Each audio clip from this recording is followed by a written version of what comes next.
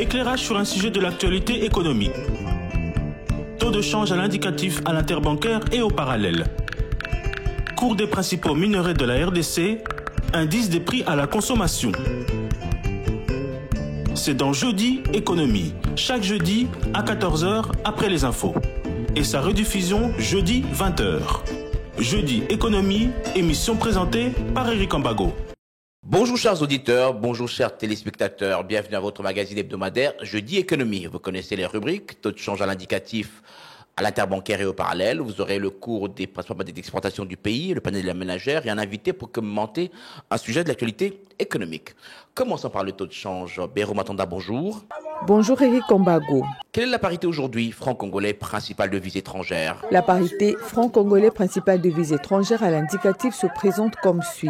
$1 américain vaut 2847,1123 francs congolais. 1 euro équivaut à 3054,1235 francs congolais. 1 franc CFA égale à 4,6560 francs congolais. Et 1 rand sud-africain vaut 153,0851 francs congolais. Au marché parallèle, $1 américain équivaut à 2850 francs congolais, 1 euro vaut 2910 francs congolais et 1 franc CFA égale à 4,2 francs congolais. Et quel est le cours des principales matières d'exportation du pays? Voici le cours des matières premières. La tonne du cuivre a enregistré encore une légère hausse. Elle coûte 9546,10 $ américains contre 9491,60 $ américains la semaine dernière. Le coût de la tonne du cobalt a encore enregistré une baisse.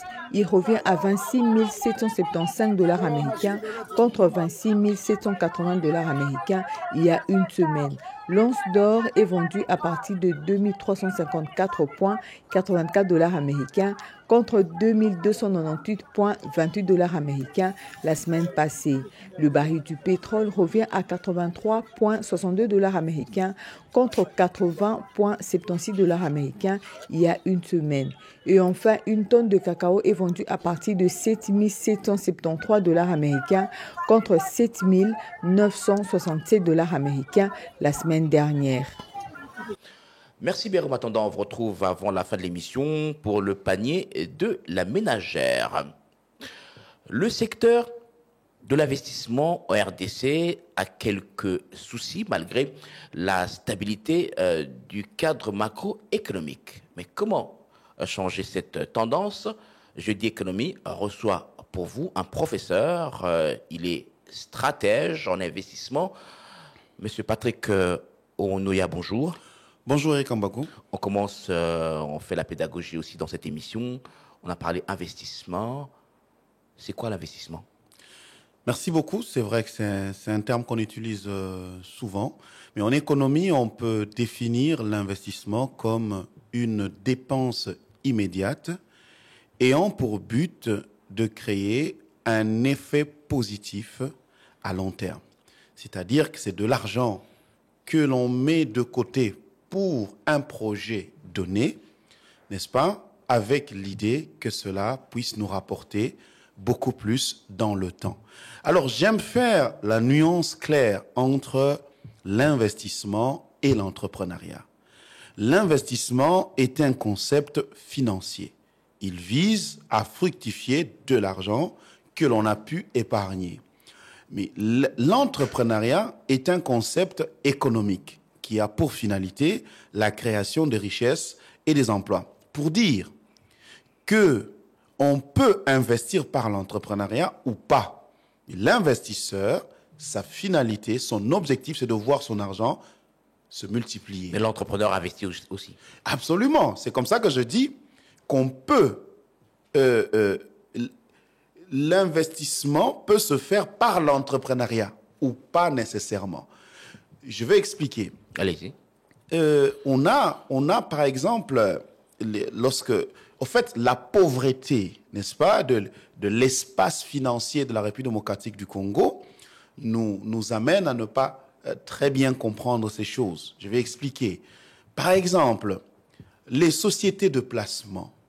Lorsque vous avez votre argent et que vous placez dans une société de placement, cette société de placement peut vous offrir une rente pendant un temps donné. C'est-à-dire que vous avez mis 50 000 $, et on vous dit, ayant mis 50 000 $ en placement, vous allez avoir droit à une rente, par exemple, de 500 $ pendant 3 ans. Vous, ce qui vous intéresse, qu'est-ce que vous avez fait? Rien d'autre que miser votre argent. Donc, on comprend qu'à ce niveau-là, par exemple, vous êtes investisseur, mais non entrepreneur. Voilà. Alors, mais si vous êtes entrepreneur, vous pouvez créer de la richesse aussi. Absolument. C'est comme ça que j'ai dit qu'il y a les deux possibilités. On peut investir par l'entrepreneuriat ou pas, n'est-ce pas? Donc, ce sont les deux possibilités. Donc, l'investissement vise simplement à voir son argent se développer. Maintenant, la plupart des personnes que l'on qualifie investisseurs, ce sont des entrepreneurs parce que c'est eux qui sont dans l'activité économique. Mais a priori, les investisseurs, au sens des marchés financiers, les investisseurs au sens des marchés financiers, ce sont les gestionnaires de fonds. Voilà, c'est-à-dire une personne, une société peut avoir beaucoup d'argent et cherche à le fructifier. Et il va confier à celui qu'on appelle un investisseur. Un investisseur, c'est celui qui va analyser, n'est-ce pas, voir les tendances de marché et de voir où est-ce qu'il va placer autant d'argent dans tel projet pour que cela puisse produire. C'est-à-dire que c'est un concept à multiples facettes, mais qui a un point commun, c'est qu'on a de l'argent qu'on a épargné et on veut voir cet argent se multiplier. Alors, comment il se présentait ce secteur avant l'indépendance et après l'indépendance? Est-ce que les choses ont évolué, le secteur de l'investissement a évolué ou a reculé depuis l'indépendance du Congo jusqu'à aujourd'hui? Alors, si nous plaçons en 1884, là nous sommes à la conférence de Berlin, Léopold II, lorsqu'il réussit à se faire le gérant de la République démocratique, de l'État indépendant du Congo, il s'est fait gérant parce que les multiples puissances, n'est-ce pas, en présence se sont neutralisées sur la question de la République démocratique du Congo et ont déclaré l'État indépendant du Congo zone de libre-échange. Et qu'est-ce que Léopold II a fait? Il s'est constitué en investisseur de la République démocratique du Congo. C'est-à-dire, il allait vendre la République démocratique du Congo à tout celui qui voulait fructifier son argent, lui disant que si tu mets de l'argent en République démocratique du Congo, si tu me donnes 1 million, moi je peux te produire 3 millions en 2-3 ans. Et il faut savoir que c'est son côté investisseur qui a amené la cruauté. C'est-à-dire que ce n'était pas Léopold II, si on arrivait à couper les mains des Congolais, ce n'était pas lié au fait que c'était un homme cruel. Non, c'était un homme qui voulait respecter les engagements. Parce que il se présentait comme investisseur des grandes familles royales, n'est-ce pas, qui lui prêtaient de leur argent en promettant, n'est-ce pas, une plus-value. Alors, c'est ça le point de départ. Et on a vu ce même développement lorsque, en 1908, Léopold II cède à la Belgique. La Belgique qui... En 1908? Oui, en 1908, Léopold II cède le Congo à la Belgique. Et la Belgique, elle s'oriente plutôt vers l'industrie extractive. Naturellement, c'est le même schéma. On a en Europe le début de l'automobile, hein, les débuts de l'automobile et tout le reste avec l'électricité qu'on sort. Donc, on a besoin de fils électriques et tout. Donc, la Belgique utilise encore le même schéma, c'est qu'on recherche des investisseurs pour dire, écoutez, nous pouvons trouver la matière première pour vous, pour les usines de transformation, pour faire autre chose. C'est un schéma qui a marché très bien avec l'Afrique comme source d'obtention des matières premières à l'intention des usines de transformation qui se retrouvent en Europe. C'est le même schéma qui a fonctionné depuis 1908, malheureusement, qui continue jusqu'à présent. On considère, n'est-ce pas, la République démocratique du Congo, les mines de la République démocratique du Congo, comme source. Et vous allez voir que dans le monde minier, on a gardé pratiquement la même configuration, c'est la configuration du préfinancement. Les mines de cuivre, de cobalt au Katanga, la production est achetée même avant qu'elle ne soit produite, à cause de l'existence des investisseurs en amont, n'est-ce pas, qui ont mis de l'argent avec espoir de récupérer autant sur base d'une production potentielle. Alors, mais pourquoi le taux d'investissement est faible? On va même dire depuis l'indépendance, depuis l'époque coloniale, malgré le potentiel de la RDC. Voilà, merci beaucoup. Parce qu'on dit RDC, scandales géologiques, etc. Donc, on devrait avoir un investissement en croissance permanente. Merci beaucoup. Alors, mettons les pleins pieds dans la situation politique. Nous avons, de 1960, on a eu une belle tendance à partir de 1960, mais le cimetière de l'économie de la République démocratique du Congo, ce sont les années 1990. Les années 1990, on a deux pillages, de 91, de 93, et puis on a l'entrée de l'AFDL, 97, qui a occasionné aussi des pillages, qui fait que la République démocratique du Congo est entrée dans une zone rouge. Et ça signifie que la politique a effrité l'investissement. Parce qu'il faut savoir que celui qui a l'argent est un homme frileux, il a peur. Et ce sont les bonnes nouvelles politiques qui ont été attendues par les investisseurs étrangers pour remettre leurs pieds en République démocratique du Congo. Et le premier mandat du chef de l'État, n'est-ce pas, il a fait un effort pour remettre les investisseurs en confiance. Seulement, revenons maintenant dans le principe économique.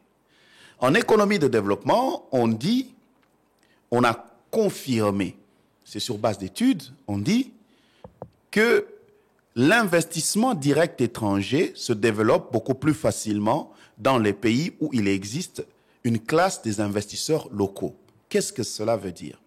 Cela veut dire que si vous voulez attirer les investisseurs étrangers dans un pays en voie de développement, il faut qu'il existe une classe des investisseurs locaux dans chaque domaine dans lequel vous voulez attirer les étrangers. La raison, elle est simple. La raison est que pour investir, on évalue le risque. Et le risque principal que suit un investisseur, au-delà du risque politique, c'est le risque économique de l'activité. S'il existe, par exemple, dans le domaine de l'électricité, un local, un privé, qui développe cette activité, il est plus facile maintenant à l'étranger de venir parce que ce local-là maîtrise déjà plus ou moins le risque économique. Ceci veut simplement dire que la République démocratique du Congo doit changer de fusil d'épaule. Lorsque chez nous, nous voyons le développement des investissements, nos yeux sont à l'extérieur. Tout à fait à l'extérieur. Or, en économie de développement, les recherches démontrent que vous devez inverser la tendance. Vous devez avant tout regarder de l'intérieur. Vous devez, le pays, vous investir pour promouvoir des investisseurs locaux dans chaque secteur qui serviront de matelas aux investisseurs étrangers. Et c'est là qu'on se rend compte au fait que le chef de l'État a fait un travail important pour attirer les investisseurs lors du premier mandat, mais faut-il qu'on voie et qu'ils ne sont jamais venus. Difficile. Moi, j'ai identifié dans une étude que j'ai effectuée sur le sujet 3 défis majeurs qui empêchent le développement des investissements en République démocratique du Congo. Le premier défi, c'est le défi informationnel. Le défi informationnel veut dire que la République démocratique du Congo n'investit pas suffisamment sur l'information sur les projets en promotion. Plus d'une fois, je me suis retrouvé en tant que lobbyiste désillusionné par les informations que communiquent les brochures de l'ANAPI. C'est-à-dire... Elles sont fausses, ces informations? Ce n'est pas qu'elles sont fausses. L'ANAPI effectue un très grand travail. D'ailleurs, je jette des fleurs. L'Agence nationale pour la promotion des investissements. L'Agence nationale pour la promotion des investissements, je jette des fleurs à l'actuel directeur de cabinet du chef de l'État, M. Anthony Kinzo, qui a fait un travail important de marketing, qui est le concept de promotion. Seulement, l'ANAPI est assujetti aux données que les ministères sectoriels lui fournissent. Ça signifie que la limite de ces informations sont la limite des informations de l'ANAPI. Donc, elle devrait avoir des agents pour investiguer dans tous les secteurs. Je vais vous donner une anecdote. Je viens une année avec un investisseur du secteur de l'énergie. Nous sommes reçus et orientés au ministère de l'énergie, on appelle hydraulique, électricité actuellement. Ressources hydrauliques. Ressources hydrauliques. On rencontre le ministre avec l'investisseur et l'investisseur sort le document de l'ANAPI. Il pointe un projet. Dans ce document de l'ANAPI, il est écrit que ce dossier-là a des études. On dit, OK, je suis intéressé par ce projet, je voudrais qu'on en discute pour que j'investisse dedans. Le ministre convoque ses conseillers et la réponse après, heureusement que c'était dit en français, que moi je traduisais en anglais, donc il y a des choses que je n'ai pas traduites par honte, dit qu'il y a un... Vous avez trahi votre... C'était la honte parce qu'en tant que Congolais, on me dit que les études, c'est le conseiller chargé de l'électricité de tel gouvernement qui a ça chez lui à la maison, il en a fait son affaire personnelle. Imaginez comment je traduis une affaire comme ça. J'explique simplement qu'il n'y a pas d'études. Il pointe encore, il dit, OK, il n'y a pas de problème. Ce qui m'intéresse, ce sont des projets qui ont des études. Vous voyez? Il pointe un deuxième projet, études. Il regarde, le ministre regarde ses conseillers, il n'y a pas des études. Mais c'est le ministère qui a communiqué à l'ANAPI que tel projet a des études.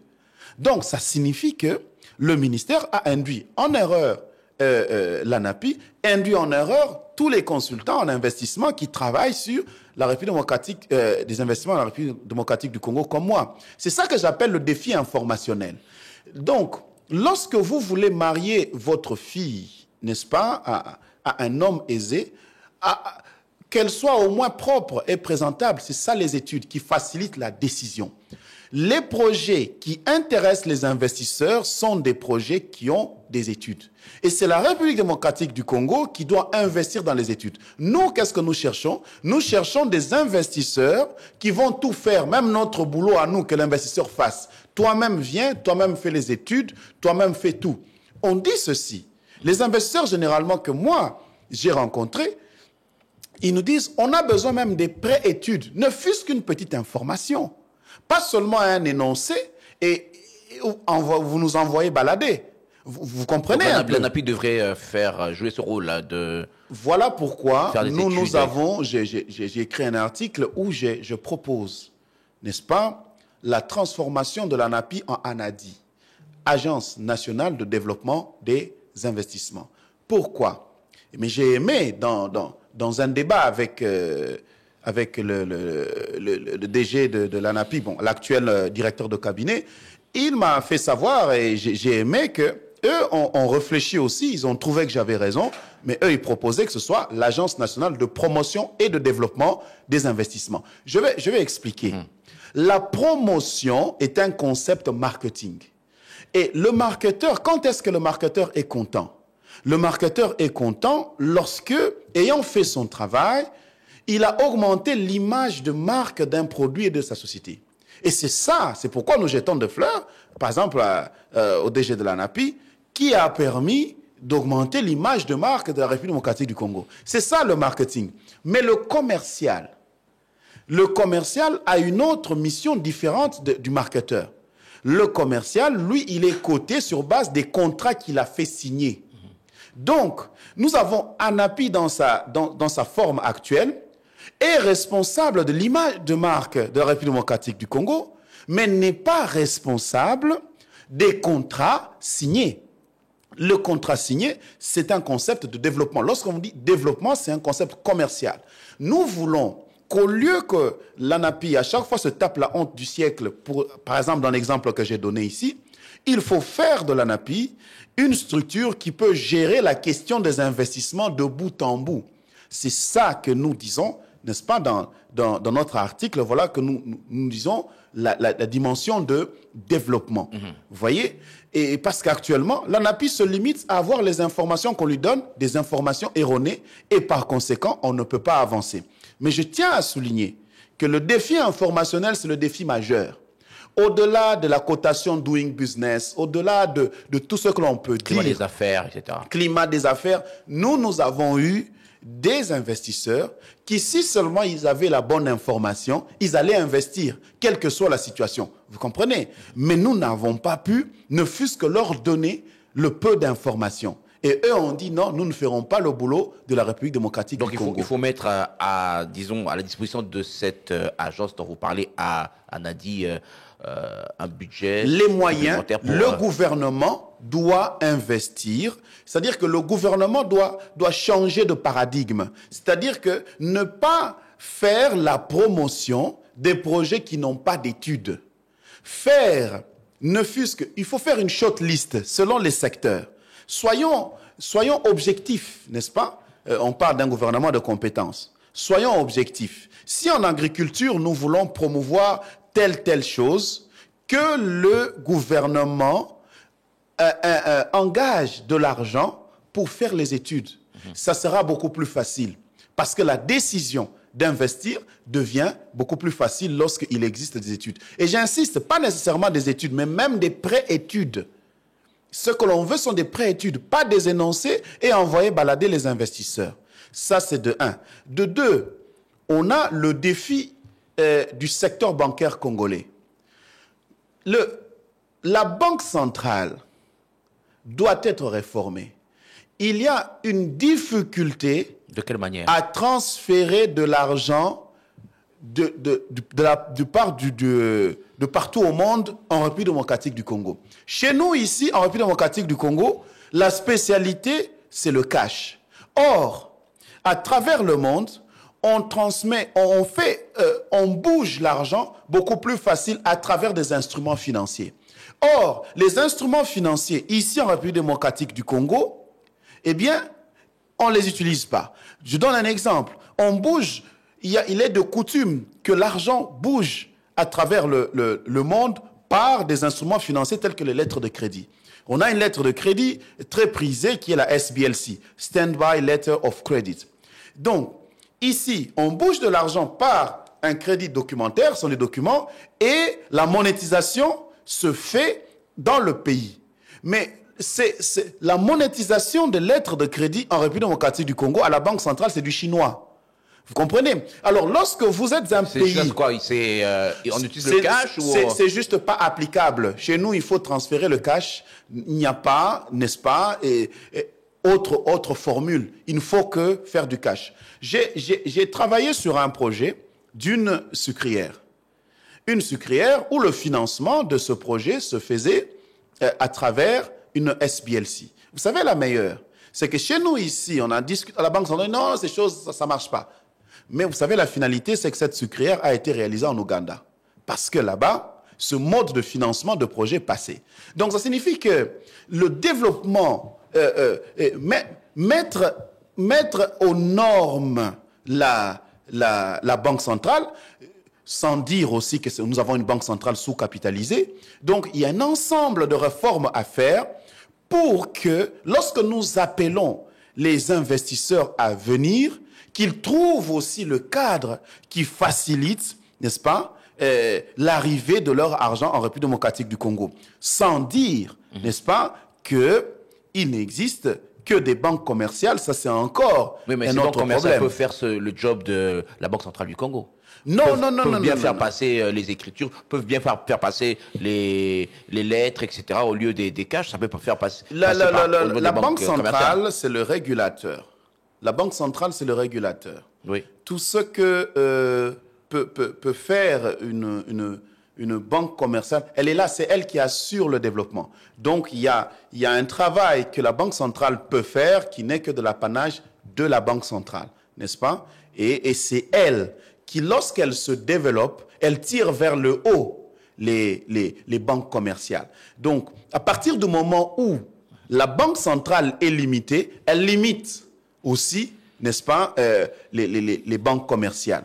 Donc, c'est comme je dis ici, l'utilisation de lettres de crédit et sa monétisation. Si la banque centrale intègre cette méthode de mouvement des fonds, vous allez voir que dans les banques commerciales, les choses deviendront faciles. Mais c'est tout un ensemble de réformes à effectuer au niveau de la banque centrale. Ici, dans ce pays... Est-ce que les banques centrales ne peuvent pas utiliser les lettres de crédit? La banque centrale... Les banques commerciales, est-ce qu'elles ne peuvent pas justement utiliser ces lettres de crédit? Elles peuvent, mais elles sont limitées. De quelle manière? Limitées, ça veut dire de quelle manière? C'est-à-dire que c'est juste une question de dire, lorsque vous passez par la banque, on vous dit simplement que c'est pas applicable, simplement. Et ça veut dire que ce sont des options que la banque centrale doit intégrer. De dire, voilà, mais il faut faire attention. Lorsque vous intégrez cette option-là, elle a des implications. Et des implications, lorsqu'on dit par exemple la monétisation veut dire que les fonds se trouvent ici. Vous comprenez? C'est-à-dire que moi, je bouge un document, mais vous créez le cash ici. Et ce cash-là dépend aussi du niveau de capitalisation de la banque centrale. Mais si vous avez capitalisé la banque centrale... Mais c'est ce que je dis. Parmi les réformes, il y a aussi la capitalisation de la banque centrale. Nous avons une banque centrale sous-capitalisée. Et écoutez, je donne un exemple. Si les réserves de la banque centrale sont de l'ordre de 4 milliards de dollars, qui est, je prends les réserves de change, hein, le niveau de réserve de change qui est de 4 milliards de dollars, qui soutient les importations. Or, les études en République démocratique du Congo démontrent que si l'on veut que dans 25 ans le Congo soit émergent, nous devons être à même de pouvoir injecter au moins 20 milliards de dollars dans les infrastructures chaque année pendant 20 ans. Mais vous voyez déjà que la Banque centrale est à 4 milliards qu'elle peut avoir et le besoin est à combien? À 20 milliards. Vous comprenez? Un de 16 milliards. Ah, voilà, vous comprenez la sous-capitalisation. Ça signifie que la Banque centrale doit être à même de gérer autant de devises que la dimension exponentielle de l'investissement voulu pour la République démocratique du Congo, dont la République démocratique du Congo a besoin. Et si nous sommes à 4 milliards, nous pensons que nous sommes contents, mais c'est très peu. Donc, cette banque centrale ne peut pas se permettre un certain nombre de risques. Je voulais revenir vers les défis. Ça, c'est le défi bancaire. Oui, le défi bancaire. Le deuxième défi. Oui. Et le troisième défi, donc je parlais de la banque centrale, mais je parlais aussi, toujours un défi bancaire, de la diversification, n'est-ce pas, des types de banques. On n'a que des banques commerciales. Or, les banques commerciales, par essence, sont là pour gérer les problèmes de liquidité des entreprises. La banque commerciale n'est pas là pour assurer le développement de l'investissement dans les entreprises, hein, pour développer les entreprises à travers l'investissement. Cela veut dire aussi que il est important que la structure financière puisse évoluer à travers les banques d'investissement. Le troisième défi, c'est le défi des investisseurs locaux. Lorsque j'ai vu l'ANAPI être en contact avec... Quand vous avez parlé il n'y a pas de banque d'investissement, donc il faut que la RDC crée une banque d'investissement. Absolument. Il faut qu'elle crée ces banques qui sont adaptées aux défis. Nous avons un défi d'investissement. Et il ne faut pas confier le boulot d'un tracteur à une 4x4.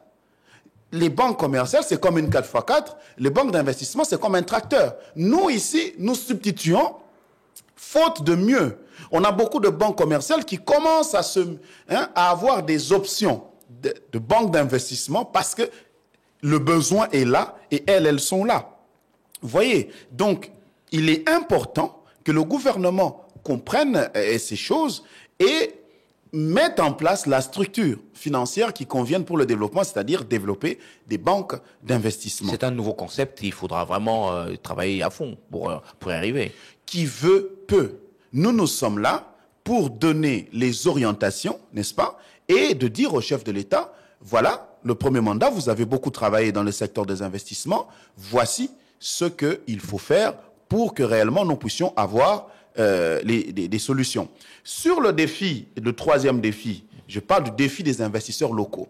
Le défi des investisseurs locaux, je reviens, c'est appuyé sur le principe que j'ai énoncé au début, c'est-à-dire que l'ANAPI et le gouvernement doivent savoir que pour attirer les investisseurs étrangers, il faut d'abord travailler sur la création des investisseurs locaux. Et ça, c'est un must. C'est quelque chose qu'on ne peut pas échapper. Analysons l'offre locale. Et qu'est-ce que nous faisons pour atteindre cela? C'est à ce niveau-là que je parle aussi de la réforme du FPI. Parce que le FPI et l'ANAPI peuvent être un tandem intéressant, n'est-ce pas? Pour donner du poids, le FPI peut en ce moment-là intervenir, mais le FPI doit comprendre qu'au lieu de se contenter de prêter de l'argent comme un caissier, il doit se faire entonnoir de la finance internationale. C'est-à-dire? En se faisant entonnoir de la finance internationale, c'est-à-dire que le FPI doit aussi intégrer le concept de l'effet de levier. C'est-à-dire qu'il doit être une structure qui crée des effets de levier. Je donne un exemple. Dans la finance internationale, lorsque vous avez 1% du montant dont vous avez besoin, vous pouvez obtenir le 100%. Mais c'est-à-dire que si vous avez un projet, on a un projet, un Congolais qui est déjà, qui évolue bien dans ce qu'il fait. Il est à un projet de 5 millions. Mais pour s'étendre, il a besoin d'un projet de 100 millions. Vous comprenez? Mais 5 millions, c'est ça, son chiffre d'affaires, ce n'est pas ce dont il a besoin. Pour avoir 100 millions, il faut avoir 1 million en cash. Vous pouvez lever 100 millions de dollars. En ce moment-là, le FPI peut intervenir pour créer l'effet de levier. C'est-à-dire que nous devons en local ici, sur des secteurs bien identifiés, être à même de booster nos investisseurs locaux. Le FPI peut servir de garantie. Il peut servir de plateforme de levée de fonds. Parce que le FPI a 10 à 20 millions de dollars en cash qu'il reçoit chaque année. Et au lieu de se limiter à prêter cet argent-là, il peut utiliser une partie de cet argent pour créer des effets de levier. Vous comprenez? Et le FPI doit se transformer en banque d'investissement dans ce cas. C'est-à-dire qu'en ce moment-là, c'est un processus, effectivement. C'est-à-dire que le FPI n'a pas de choix. Si le FPI veut réellement contribuer à booster le secteur des investissements, il ne peut pas continuer à rester à prêter de son argent. Il doit plutôt arriver à développer des effets de levier. Or, dans ce processus-là, c'est le processus de devenir une banque d'investissement. Parce qu'une banque d'investissement est avant tout orientée vers la création des effets de levier. Et c'est un processus, j'insiste. C'est-à-dire que c'est une réforme qui peut se faire en des phases avant qu'elle ne devienne une banque d'investissement, mais de tenter déjà, nous pouvons leur montrer le chemin s'ils le font. Mais si le FPI doit se muer en banque d'investissement, on va changer son objet social et même sa source de financement, parce que sa source de financement, ce sont les redevances qui sont prélevées, etc., sur des taxes, etc., sur le TPI, tout ça. Mais si on doit le transformer, il faudra toute une machine, il faudra toute une procédure pour arriver à la mutation. C'est pourquoi je dis que c'est une mutation qui peut se faire en phase. Mais avant tout, en tant que FPI, elle peut déjà intégrer la possibilité du financement des projets par effet de levier. C'est ça. C'est-à-dire, avant qu'on arrive à la banque d'investissement, en tant que FPI, nous lui disons, et ça veut simplement dire que première option, FPI, tu finances avec l'argent que tu as récolté. Première option. Deuxième option, FPI, tu finances, tu te fais un canal d'attraction des fonds étrangers, n'est-ce pas, en créant un effet de levier. C'est-à-dire que toi, tu donnes ce que les entrepreneurs locaux n'ont pas. Je vais une anecdote. J'ai déjà eu sur un projet ici des investisseurs étrangers qui sont venus pour investir dans le secteur de l'or et pour ouvrir un comptoir. Qu'est-ce qui s'est passé? Pour ouvrir un comptoir, par exemple d'or ou de diamant, le code minier dit qu'il doit y avoir un national, un Congolais qui possède minimum 25%. C'est la loi. Alors, qu'est-ce qui s'est passé? Moi qui les ai amenés ici, l'investissement de départ, c'était 10 millions de dollars. Vous voyez? Et il faut que le local mette 2,5 millions, n'est-ce pas, de part, pour avoir les 25%. Et c'est moi qui étais le Congolais. Je n'avais pas les 25. Mais qu'est-ce qui s'est passé? Ce qui s'est passé, c'est que j'ai fait plusieurs Congolais le font parce qu'il manque d'accompagnement. On a fait des statuts où j'ai 25% de part, mais on a fait une contre-lettre. On a fait une contre-lettre où je témoigne que, en réalité, je ne suis que consultant, je ne suis pas parce que je n'ai pas mis cet argent. Vous comprenez? Donc, on a juste fait une formalité. Vous contournez la loi. Absolument. Et moi, je parle des pratiques qui se font pour contourner la loi parce qu'il n'y a pas d'accompagnement. Mais dans un cas comme ça, j'aurais pu avoir un accompagnement en tant qu'investisseur local pour dire voici l'opportunité qu'il y a, mais je dois mettre combien? 2,5 millions. Donc la loi, elle est bonne, ce code minier, il est bon, mais il faut maintenant réfléchir en pratique. Les 25% qu'on dit dans le secteur minier, est-ce que les Congolais qui ont la possibilité d'attirer des investisseurs étrangers ont les moyens à mettre? Et s'ils n'ont pas les moyens à mettre, qu'est-ce que l'État met, n'est-ce pas, en œuvre pour les capacités? Vous voyez un peu. Donc là, vous auriez pu peut-être vous appuyer sur une banque d'investissement. Absolument. On aurait pu appuyer sur, par exemple, le FPI, c'est en train de dire, n'est-ce pas? Vous voyez, en ce moment-là, pour dire, voici le projet, moi, le Congolais, voici les limites. Si nous allons aussi dans le code agricole, il y a les mêmes dispositions. On ne peut pas avoir un étranger qui a totalement tout, qui est propriétaire de terre. On veut qu'il y ait la promotion des Congolais. Mais si cette promotion n'est que juridique, on va y arriver à des formules comme celle dans laquelle j'ai pu me retrouver encore consultant, mais pendant que je pouvais être, selon la loi, celui qui a des parts. Mais monsieur Onoya, le défi des locaux, ça peut se régler facilement parce que nous avons le patronat congolais, nous avons la FENAPEC, il y a donc des opérateurs dans tous les secteurs qui peuvent être des appâts ces investisseurs étrangers. Faites attention, nous avons beaucoup d'entrepreneurs qui sont bons. Ils sont bons en chiffre d'affaires. Vous savez, si vous avez un chiffre d'affaires de 5 millions de dollars, de 10 millions de dollars, on a des Congolais qui ont des chiffres d'affaires annuels comme ça. Mais ce n'est pas à dire que s'il faut qu'ils mettent 5 millions en cash, il en a. Vous comprenez? C'est là qu'il y a le problème. Parce que lorsque l'on veut investir, on ne parle pas d'un chiffre d'affaires que vous faites. On parle de l'argent que vous avez. Et cet argent, généralement, on n'en a pas.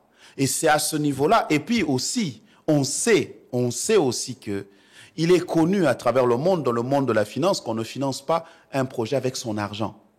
On finance, n'est-ce pas, généralement les projets avec de l'argent que l'on a emprunté, qu'on a eu de quelque part. Il faut donc qu'on mette en place ce cadre-là. Et aussi, nous devons éviter cet amalgame. Lorsqu'on parle des entrepreneurs locaux, on fait allusion avant tout aux nationaux. Si il faut analyser même la structure de la FEC, qui sont ces puissants, comptez-moi le nombre de locaux, on les compte à bout de doigts. Hein? Vous comprenez? Pourquoi on insiste sur les locaux? Pourquoi en économie du développement on insiste sur les nationaux? On insiste sur les nationaux parce que lorsque, je suis désolé, je les aime bien, ils font du bon travail, lorsque les Libanais, les Indiens, les Pakistanais investissent au pays, la finalité de l'argent, ça rentre chez eux. Vous comprenez? Mais lorsqu'un Congolais investit, La finalité de l'argent, ça reste en République démocratique du Congo. C'est ça la vraie création des richesses. Donc nous ne pouvons pas nous leurrer que de dire qu'il peut toujours y avoir un Libanais, un Pakistanais, un Indien, un Belge, un Français qui va se présenter parce qu'il est au Congo depuis 15 ans, depuis 20 ans, depuis 30 ans. Le problème, c'est où est-ce qu'il met son argent. Tout l'argent qu'il encaisse, il le garde ici où ça construit le Liban. Donc il faut améliorer le climat des affaires pour permettre à ces Congolais de pouvoir se faire une santé financière, de se développer. Ce que j'essaye de dire ici, c'est que dans les textes, nous sommes forts et nous y travaillons. Amélioration du climat des affaires, les textes et tout ça, nous sommes bons. Je parle ici d'une approche pratique, n'est-ce pas? Tel que je suis en train de parler du FPI, à partir du moment où il peut avoir 10 à 20 millions de dollars en frais, il y a des créations de leviers possibles. Les mécanismes sont là, n'est-ce pas? Et nous, en tant que lobbyistes, nous les connaissons et nous voulons bien que la République démocratique du Congo, les pays africains anglo-saxons tels que l'Ouganda, le Kenya et d'ailleurs récemment le Rwanda, entrent dans la danse. Vous comprenez? À nous de ne pas rester seulement dans les textes. Moi, j'aime bien entendre doing business et tout le discours qu'on aime qui est bon dans les textes. Mais ici, nous parlons de l'argent qui existe. Il y a 10, 15, 20 millions au FPI qui peut déjà servir. Il y a déjà aussi le gouvernement qui doit comprendre qu'il doit placer une shortlist, par exemple, de 20 projets. 20 projets cette année qui veut voir avoir des investisseurs. Et pour ces 20 projets, nous disons, avec le défi informationnel, il faut investir dans les études. Et au minimum, même, investissez dans les pré-études. Que la NAPI puisse être en train de faire la promotion des investissements qui ont des études, pas des études faites il y a 15 ans. Un autre problème qu'on a eu aussi, c'est celui-là. Vous avez, oui, il y a des études, mais les études ont été faites en 2003. Vous comprenez? Il faut actualiser. Il faut actualiser. Il faut comprendre que si on veut réellement booster le secteur des investissements, on doit investir, on doit mettre de l'argent. Mais la République démocratique du Congo, je suis désolé, mais il y a une chanson que j'ai toujours entendue de l'étranger lorsque nous faisons la promotion. On a des responsables, ils nous disent, nous avons la terre, nous avons les minéraux, mais s'il vous plaît, c'est comme ça qu'on signe des contrats léonins. Parce que comment vous comptabilisez, vous comptabilisez ce qui est dans le sous-sol lorsque même le minerai que vous êtes en train de vanter, il n'est pas certifié. Vous comprenez? Donc il y a aussi un travail à ce niveau-là. On doit certifier les réserves du Congo? Absolument, absolument. Mais on trouve les moyens pour certifier les minerais du Congo, par exemple? Mais où est-ce qu'on trouve l'argent pour détourner? Où est-ce que l'argent est trouvé? C'est un problème d'affectation. C'est un problème aussi d'orthodoxie et de savoir ce que l'on veut. C'est de dire que si nous ne voulons plus signer des contrats léonins, nous ne pouvons pas compter sur un sous-sol que nous ne maîtrisons pas. C'est comme ça que la SICOMINE s'est retrouvée avec un gisement que la SICOMINE connaissait. Parce qu'elle a fait les études, elle l'a gardé pour elle-même. Vous comprenez? C'est-à-dire qu'une province, si vous voyez le modèle des provinces, c'est toujours la même chose. On garde le modèle contrat chinois. J'ai des concessions d'or, j'ai des concessions, mais est-ce que la province peut quantifier le gisement qu'elle a? Elle peut-elle la certifier? C'est comme ça qu'on va vous donner 30 millions, mais vous donnez un gisement d'1 milliard. Alors, Monsieur Onoyak, conclusion, pour booster le secteur de l'investissement, qu'est-ce qui doit être fait en amont? 3 défis, j'ai dit. Le défi informationnel. Le gouvernement doit investir, n'est-ce pas, dans les études, ne fût-ce que les pré-études pour les projets qu'elle veut voir s'exécuter. 2, le défi du secteur bancaire. La réforme de la Banque centrale, n'est-ce pas, la recapitalisation de la Banque centrale, l'optimisation de la Banque centrale, du travail de la Banque centrale par rapport à l'état de l'art, n'est-ce pas, dans le secteur de la finance, devient un must pour créer réellement ce comptoir, ce couloir, n'est-ce pas, de la finance vers la République démocratique du Congo. 3, nous devons changer le regard. Le regard en matière d'investissement doit être tourné avant tout sur le développement des investisseurs locaux qui vont créer le matelas pour la promotion des investisseurs étrangers en République démocratique du Congo. Je rappelle que notre invité, c'est le professeur Patrick Onoya. Avec vous, nous allons suivre le panier de la ménagère avec Béraud Matanda. Les prix des produits de base sont fixés de la manière suivante. Un sac de riz de 25 kg coûte 73 000 francs, celui de la semoule est à 46 000 francs congolais. La mesurette ou copeau coûte 3 000 francs congolais. Un sac d'haricots revient à 220 voire 250 $ américains. La mesurette ou copeau se vend entre 2 500 et 5 000 francs congolais. Un sachet de sucre de 5 kg coûte 16 000 francs. Un plateau d'œufs revient à 15 000 francs. Une mesurette ou écolo de la farine de froment coûte 4 500 francs congolais. Les surgelés sont vendus comme suit. 1 kg des queues de bœuf ou mikila est à 25 000 francs congolais. Un carton de tripes coûte 90 000 francs. Le kilo est à 10 000 francs congolais. Un carton de poisson salé revient à 65 $ américains et le kilo est à 22 000 francs congolais.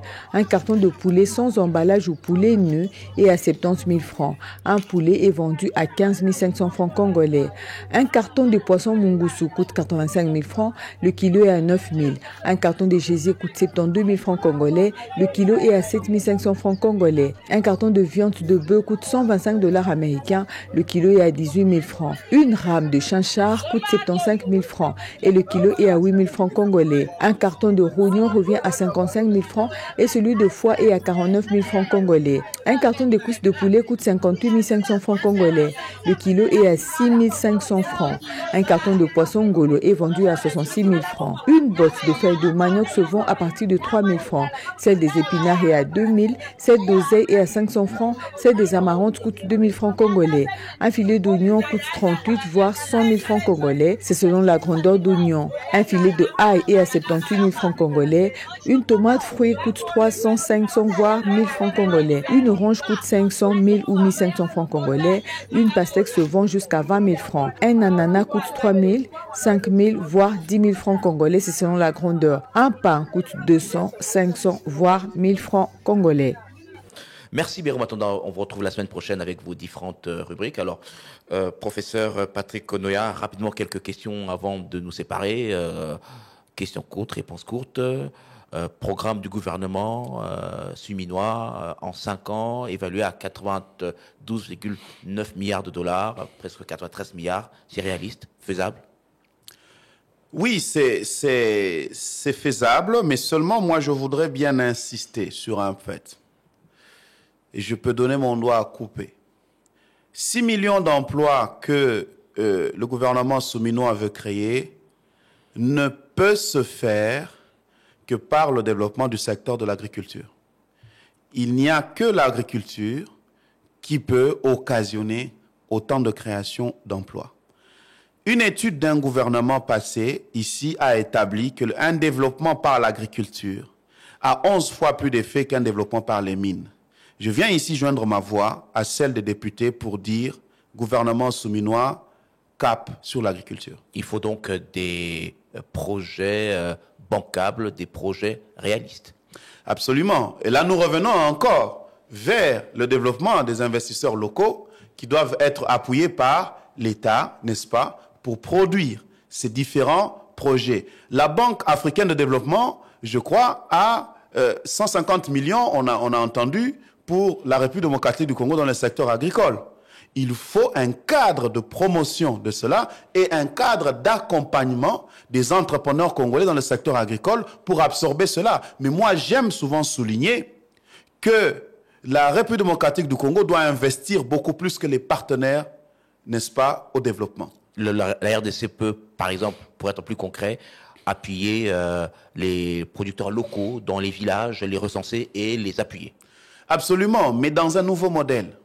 Dans un nouveau modèle qui doit être défini, j'ai fait ici une proposition de modélisation d'un village agricole. Il faut une nouvelle modélisation de la production agricole en fonction de la dimension où la République démocratique du Congo va aller. Il faut d'abord un appui conceptuel. Nous devons savoir où est-ce que nous voulons aller. La République démocratique du Congo veut devenir champion dans quelle culture? Ces choses-là doivent être déjà discutées pour savoir qu'est-ce que l'on fait. Parce qu'on ne peut pas aussi simplement cultiver pour l'export et on ne peut pas avoir, par exemple, comme dans le Bandundu, des gens qui ne mangent. Pourquoi est-ce que les gens cultivent au Bandundu? Mais la malnutrition frappe parce qu'il n'y a qu'un seul type de culture.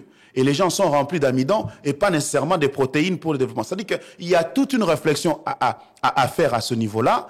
Comment on canalise les cultures par rapport à l'autosuffisance alimentaire, mais aussi par rapport à l'export et orienter les gens dans ce sens-là. Vous vous rappellerez, je l'ai déjà dit ici, que le manioc n'est pas une culture africaine. Il provient d'Amérique latine autant que le maïs. Mais pourquoi le Belge l'a introduit? C'est dans le cadre d'une certaine vision que la Belgique avait sur la République démocratique du Congo.